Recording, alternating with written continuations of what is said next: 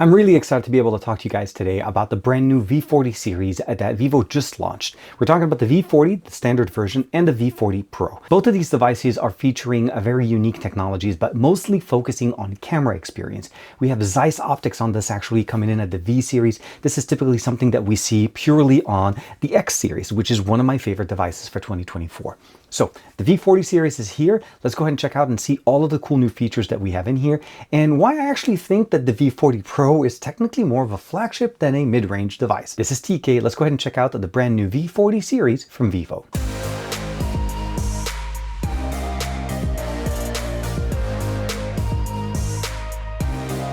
Like and subscribe, and make sure you hit that bell icon so that you're always notified to whenever we have new videos on the channel. What we have in front of us is both the V40 and the V40 Pro. Both of them are going to be co-engineered with Zeiss, and this is super important because, again, the optics, the camera experience is going to be basically tailored around what we typically see on the X series of devices. The other thing you probably noticed is that the boxes are a little bit different sizes. The V40 does not include the charger. The V40 Pro does include the charger in the box. And the unit that I have is a UK style charger, as you can see right there. And it'll give us the ability of charging our devices at the 80 watt. Well, basically the two charging capabilities here are both compatible. 80 watt charging using the charger, and they're both supporting a 5500 milliampere battery, which again supports the experience that we get in here. Large battery, high refresh rate, great display, and of course, great cameras. So here we have both devices. Again, the V40 Pro on the right, the V40 on the left, and Vivo does also include a couple of cases or a case in the box. For the actual V40, it's more so in line, or it's basically pretty much the same color as the actual device, although not the same material. And I feel like the device itself actually looks a lot better outdoors. Let's go ahead and clean this up right there. And it looks really, really nice. Both devices, the V40 and the V40 Pro, you'll notice that they actually have a very similar aesthetics, although slightly different organization or placement of different elements on the back. Supporting a 5500 milliampere battery, both of them supporting, again, 80 watt charging with the Vivo charger. Again, the Pro includes it in the box. The standard one, you need to pick that up yourself. The cases, as I mentioned, one is clear. That's going to be for the V40 Pro to allow us to actually enjoy the color on the device.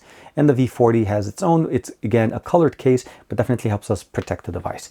Both of them do include a screen protector that's already installed on the unit itself, so you can kind of see them right there, so you don't have to worry about that part. As far as the operating system and what we're getting on both of these devices, it's running Android 14, so basically going to be FunTouch OS 14 version on this.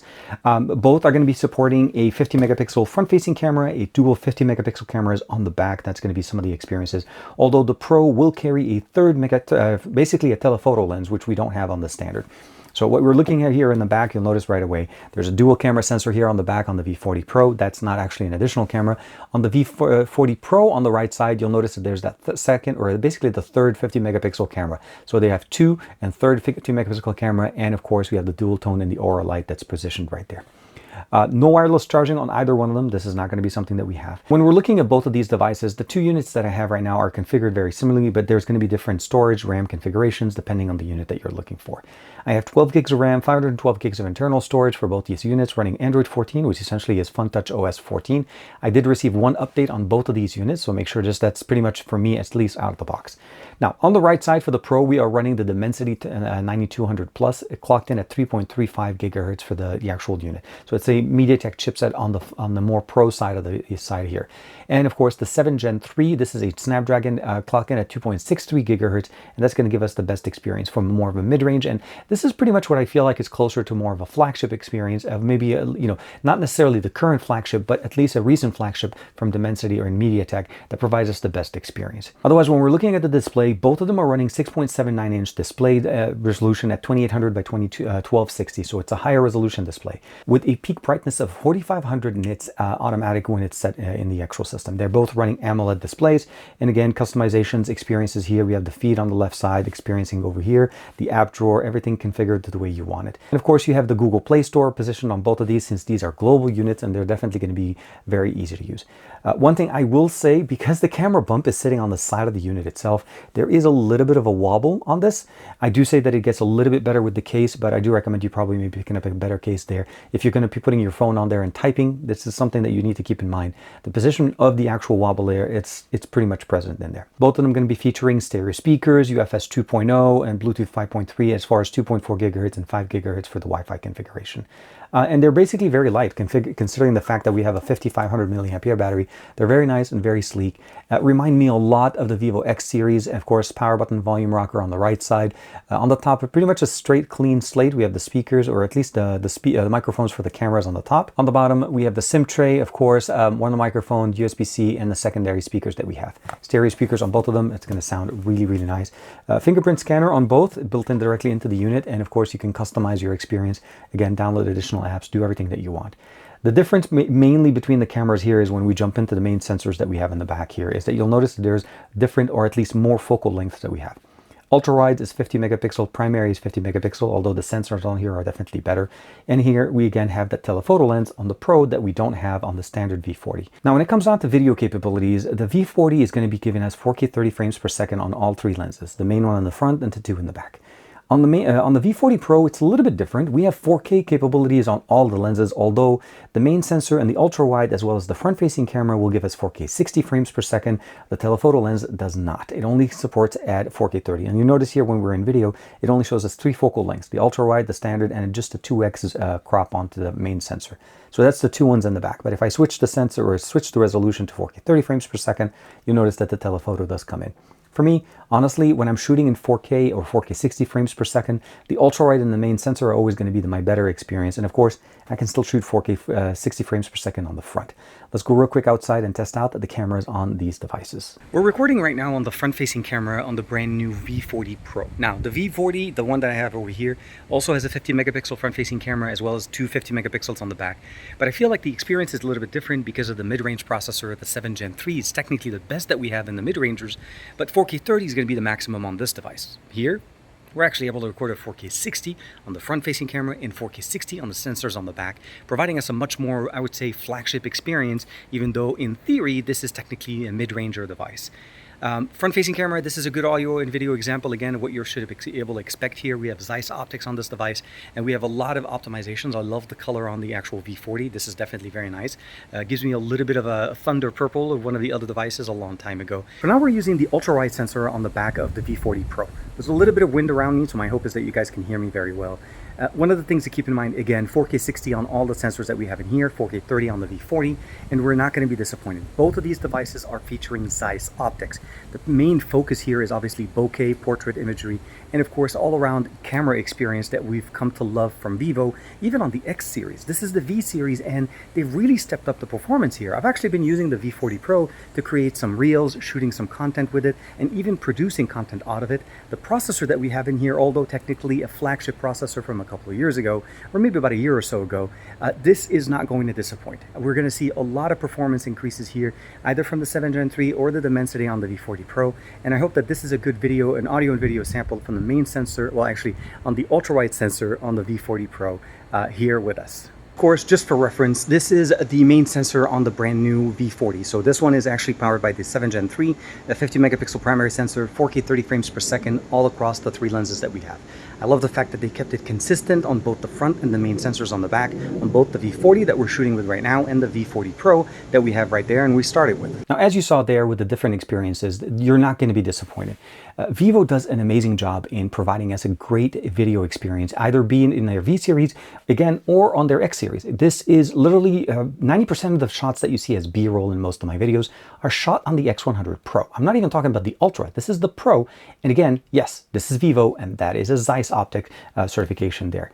But let's not waste any time. Let's go ahead and take a look real quick on the sound performance here on the Vivo V40 Pro. Again, both of them are featuring stereo speakers. The volume at 100% here, and we're going to play our favorite song.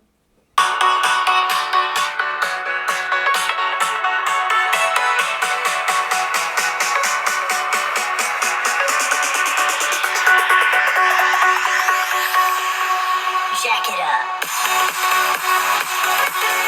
Definitely sounds very good. It can get loud enough. And as you can see right here, it is definitely a very hot day for us here in Southern California. For reference purposes only, we're going to take a look at the actual Geekbench score. Again, this 9200 plus here, the Dimensity 9200 plus, comparing it to the 7 Gen 3 directly from Qualcomm. And you're going to see the differences between them. There's a big difference, a big performance jump between the standard to the Pro when it comes down to performance and compute power, which is one of the reasons why I've been actually using the V40 Pro to create content on here by jumping into CapCut, editing content content directly from it, producing it, and even producing content to push over to either shorts, reels, and stuff like that. So from a social or mobile kind of image and performance, you're not going to be disappointed in the sense of what we're getting here.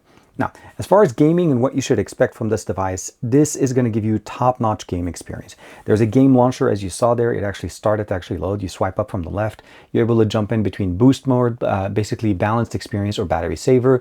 You have different options to be able to kind of get that more, I would say, basically game-focused experience in here and not waste any time. The biggest thing I'll probably say is this does support 120 frames per second gameplay in multiplayer mode in Call of Duty Mobile out of the box. And again, this is the way I love playing games and enjoy them on these devices. Large display, large battery, quick recharge, and the ability of actually getting the best experience on the go. So when we jump over here into the settings tab, into the graphics section, and as you can see here, 120 frames per second gameplay in Call of Duty Mobile in multiplayer mode. The V40 Pro feels so close to the X series. This is something that is a little bit eerie for me because as I'm using that device, I feel very much connected to the way I'm used to using the X series, the X100 Pro. The cameras on both of these devices work really, really nice. I love the fact that we have a distinct delineation between what the standard model is and what the Pro is. The standard is really more of a mid-range experience, and I feel like the Pro feels more of a flagship experience. Both of them are going to basically hit in a very nice, good price point for basically the bang for the buck type of an experience. I feel like the Pro gives you almost everything that you need. You have the charger in the box, the clear case, the material on the back look really nice. As you're looking at some of these images we're shooting here, I want to do a couple of comparisons between both. On the portrait side, that was a big emphasis into what we're getting here with Zeiss optics on here. Essentially a heavier focus on portrait photography on this. And I feel like both of them hit the nail right away. I feel like the V40 maybe overexposes ever so slightly, providing us more of a brighter image, where the V40 Pro gives us a little bit more focused experience on the actual subject and allowing the actual background to almost fall backwards and become less important for us. So a little bit more of a focused experience. Both images are very nice. It's just more of a personal style. And I think with time and updates, I feel like the experiences are going to definitely get even better. Gaming on both of these devices is not going to be an issue. The 7th Gen 3, again, is the most powerful 7 series processor from Qualcomm for 2024. There is an S series version of that, which is slightly slower, but this one takes basically everything out and just basically gives you full power of what you're using. As far as band support, both of these devices are able to connect to 4G LTE on T-Mobile in the LA area. I did not get a chance to test them out on AT&T, but my experience will probably say is depending on where you are, make sure to check the band support and make sure to see that if this device does support it before you import it.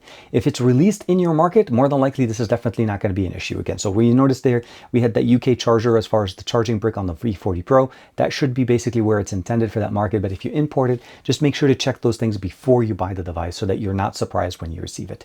I think overall, from what we've seen right now in the generational upgrade from last year to this year, the Zeiss optic experience that we have in here, the camera lenses, I love the fact that the V40 Pro is a very delineated separating line between 40 Pro and 40. They're not just very much similar, right? We share the same display size, display refresh rate, the battery size, the battery charging speed, but then it just leaves it when it goes to the third sensor, as well as the ability of actually getting better experiences with the 9200 Plus. Again, it's a flagship processor. We're still talking about the 9000 series from MediaTek, not the 7000, not the 8000, the 9000 series in a Plus variant made specifically for Vivo. I do want to say thank you very much to Vivo for allowing me to check out the brand new V40 and V40 Pro.